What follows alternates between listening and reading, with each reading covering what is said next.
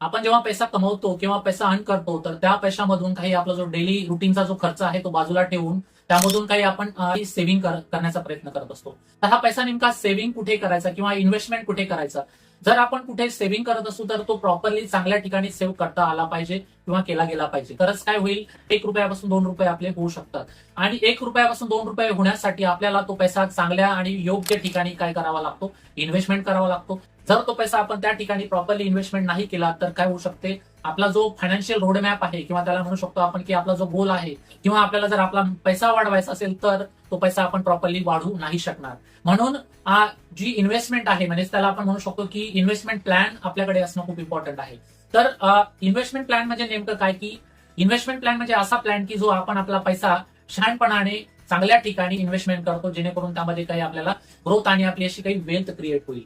Wealth create होईल म्हणजे काय, आपण पैसा इन्व्हेस्टमेंट करायचा म्हणजे कशासाठी करायचा, त्याच्या मागे काही इंटेन्शन असतं, काही एक मोठो असतो. पैसे इन्व्हेस्टमेंट कशासाठी करायचे तर एक रिटायरमेंट प्लॅन करतात, म्हणजे रिटायरमेंट नंतर मला एवढा पैसा मिळाला पाहिजे. कोणी एज्युकेशनसाठी त्याचा म्हणजे पैसा इन्व्हेस्टमेंट करतात, म्हणजेच एक पर्टिक्युलर आपले म्हणजे चिल्ड्रन्स आहेत त्यांच्यासाठी ह्या वेळेला मला एवढा पैसा मिळाला पाहिजे. पर्टिक्युलर व्यक्तीचा एक गोल असतो किंवा त्याची स्ट्रॅटेजी असते, पर्टिक्युलर टाइमला पर्टिक्युलर पैसा आपल्याला मिळाला पाहिजे. म्हणून या व्हिडिओमध्ये मी तुम्हाला सांगणार आहे 5 असे बेस्ट इन्व्हेस्टमेंट प्लॅन ज्यामध्ये तुम्ही काय करू शकता, इन्व्हेस्टमेंट जर्नी स्टार्ट करू शकता आणि तिथे प्रॉपरली वाईजली तुमचा पैसा तुम्ही ग्रो करू शकता. तर हा व्हिडिओ शेवटपर्यंत नक्कीच बघा, कारण की भरपूर अशा लोकांना पैसे कुठे इन्व्हेस्टमेंट करायचे त्याबद्दल कुठल्याच प्रकारचं नॉलेज नसतं किंवा इन्फॉर्मेशन नसते किंवा माहिती नसते.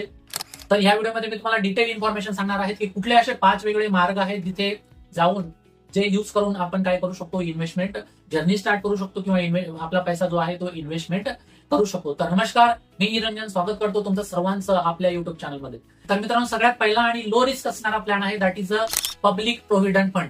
पब्लिक प्रोव्हिडंट फंड म्हणजे काय, एक गव्हर्नमेंटची स्कीम आहे ज्यामध्ये आपण काय करू शकतो, आपला पैसा जो आहे इन्व्हेस्टमेंट करू शकतो आणि त्यामध्ये एक अॅन्युअली चांगले रिटर्न्स म्हणजे गॅरंटेड रिटर्न्स आपण घेऊ शकतो. यामध्ये काय असतं, एक मिनिमम रिस्क असते. जे व्यक्ती पैसे इन्व्हेस्टमेंट करताना किंवा पैसे इन्व्हेस्टमेंट करण्यावेळी कुठल्याच प्रकारची रिस्क घेऊ इच्छित नाही ते काय करू शकतात, पब्लिक प्रोव्हिडंट फंड मध्ये काय करू शकतात, इन्व्हेस्टमेंट करू शकतात. तर पब्लिक प्रोव्हिडंट फंड मध्ये नेमका पैसा किती इन्व्हेस्टमेंट करू शकतो, तर मित्रांनो पब्लिक प्रोव्हिडंट फंड मध्ये आपण अॅन्युअली म्हणजे एका वर्षामध्ये 1.5 लाख रुपये इन्व्हेस्टमेंट करू शकतो. मग 1.5 लाख रुपये तुम्ही ऍट ए टाइम करा किंवा 12 महिन्यामध्ये तुम्ही जशा पद्धतीने तुम्हाला मॅनेज होईल तशा पद्धतीने तुम्ही काय करू शकता, याच्यामध्ये इन्व्हेस्टमेंट करू शकता. परंतु हे लक्षात ठेवायचं की तुम्ही अॅन्युअली फक्त 1.5 लाख रुपये पीपीएफ म्हणजे पब्लिक प्रोव्हिडंट फंड मध्ये इन्व्हेस्टमेंट करू शकता.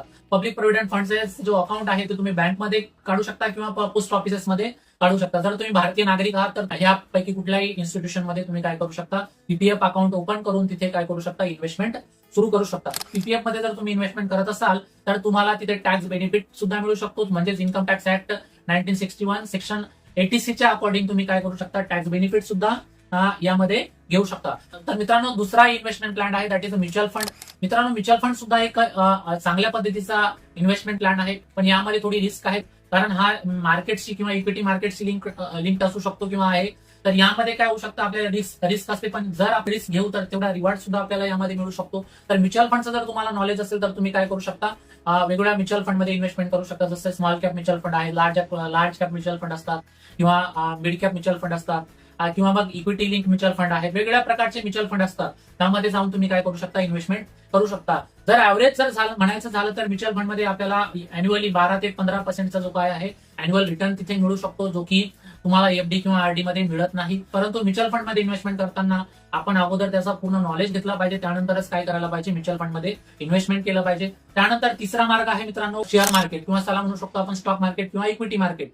तर ज्या लोकांना शेअर मार्केटचं नॉलेज आहे ते लोक काय करू शकतात, शेअर वेगवेगळ्या चांगल्या रेप्युटेड ऑर्गनायझेशनच्या रेप्युटेड कंपन्यांचे शेअर्स विकत घेऊ शकतात किंवा त्यांच्या कंपनीमध्ये इन्व्हेस्टमेंट करू शकतात. म्हणजेच काय, कंपनीमध्ये इन्व्हेस्टमेंट करणं म्हणजे त्यांचे शेअर्स विकत घेणं, त्यामध्ये पैसा इन्व्हेस्टमेंट करणं. जर तुम्ही एक लॉंग टर्म विजन घेऊन चालत असणार आणि एक रेप्युटेड कंपनीमध्ये जर तुम्ही इन्व्हेस्टमेंट करत असाल तर तुम्हाला लॉंग टर्म मध्ये शेअर मार्केटमध्ये चांगल्या पद्धतीचे रिटर्न्स तुम्हाला पाहायला मिळू शकतात. परंतु मित्रांनो, जेव्हा जेव्हा तुम्ही शेअर मार्केटमध्ये इन्व्हेस्टमेंट करता त्यावेळेला तुम्हाला त्याचं नॉलेज घेणं खूप इम्पॉर्टंट असतं आणि जर तुम्हाला शेअर मार्केटचं नॉलेज नसेल तर तुम्ही तुमच्या फायनान्शियल ऍडवायझर कडून त्याचा सल्ला घेऊन त्यामध्ये इन्व्हेस्टमेंट करू शकता. तर मित्रांनो, हा व्हिडिओ मी फक्त एक एज्युकेशनल पर्पज साठी बनवत आहे. यामध्ये मी कुठल्याही प्रकारचे इन्व्हेस्टमेंट रिकमेंड करत नाहीये. मी फक्त तुम्हाला सांगत आहे की कुठले कुठले असे वेगवेगळे प्लॅन्स आहेत ज्यामध्ये तुम्ही तुमचा पैसा काय करू शकता, इन्व्हेस्टमेंट करू शकता. तर हा व्हिडिओ फक्त एज्युकेशनल पर्पज साठीच कन्सिडर करावा. ओके, तर नेक्स्ट प्लॅन आहे मित्रांनो की तुम्ही रिअल इस्टेट मध्ये इन्व्हेस्टमेंट करू शकता. रिअल इस्टेट हा एक खूप बूम होतोय इंडियामध्ये. तर रिअल एस्टेट म्हणजे जर तुम्हाला याबद्दलचं काही नॉलेज असेल, म्हणजे घर विकत घेणे किंवा त्याला थोडा प्रॉफिट आल्यानंतर विकणे, या किंवा मग घर घेऊन ठेवणे किंवा फ्लॅट घेऊन ठेवणे चांगल्या चांगल्या सिटीजमध्ये, त्यामध्ये सुद्धा तुम्ही काय करू शकता, इन्व्हेस्टमेंट करू शकता. त्यानंतर लास्ट आणि बेस्ट आहे दॅट इज अ गोल्डची इन्व्हेस्टमेंट.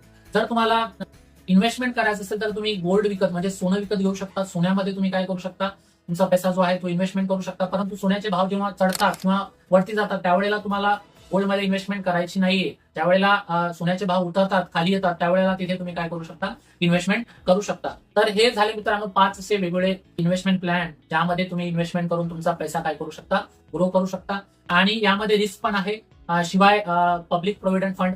तर जेव्हा जेव्हा तुम्ही यामध्ये इन्व्हेस्टमेंट कराल तर प्रॉपरली इन्फॉर्मेशन घेऊन किंवा तुमच्या फायनान्शियल ऍडवायझरचा सल्ला घेऊन तुम्ही काय करू शकता, याच्यामध्ये इन्व्हेस्टमेंट करू शकता. तर मित्रांनो, हे होते वेगवेगळे 5 असे इन्व्हेस्टमेंट प्लॅन ज्यामध्ये इन्व्हेस्टमेंट करून तुम्ही तुमचा एक फायनान्शियल रोड मॅप किंवा मग तुमचा मनी जो आहे तो तुम्ही वाईजली ग्रो करू शकता. तर मित्रांनो, सगळ्यात अगोदर होतं पब्लिक प्रोव्हिडंट फंड, देन होतं म्युच्युअल फंड, देन होतं शेअर मार्केट किंवा stock market, then real estate आणि लास्ट होतं gold investment. So these are the 5 different investment plan which can help you to grow your money wisely. So if you do not have information with respect to this kind of investment plan, so you have to go thoroughly, you have to see, you have to take the information from your financial advisor, then and then only you have to invest in this type of investment plan.